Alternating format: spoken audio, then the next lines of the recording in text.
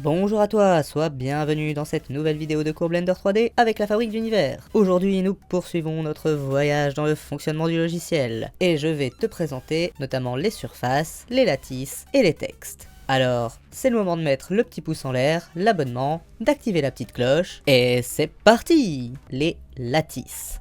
Et je vais créer un lattice. Shift A, on va aller ici en lattice. Alors, qu'est-ce que c'est qu'un lattice? Les lattices sont des treillis 2D ou 3D permettant de contrôler des éléments à l'aide notamment de modifieurs. On peut définir le nombre de points de contrôle d'un lattice dans son menu Data. On pourra les définir sur les axes U, V et W. On peut également y définir le type d'interpolation de nos points sur ces mêmes axes. Ici on va lui mettre 6 partout, et là on se retrouve avec un cube qui fait 6 points sur 6 points sur 6 points.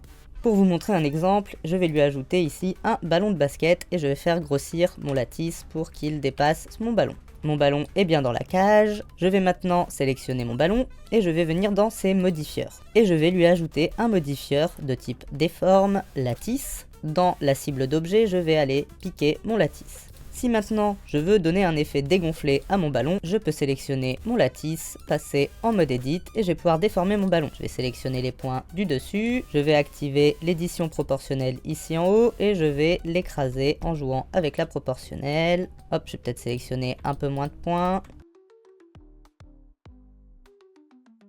Et voilà, si je retire l'overlay pour cacher le lattice, on peut constater que mon ballon a un aspect dégonflé. Il suffit de supprimer ou le lattice ou le modifieur pour annuler l'effet du lattice. Je peux également assigner un modifieur hook à un point et à un objet pour déformer mon lattice. Si je le sélectionne et que je lui mets un modifieur hook, que je crée un empty dans ma scène,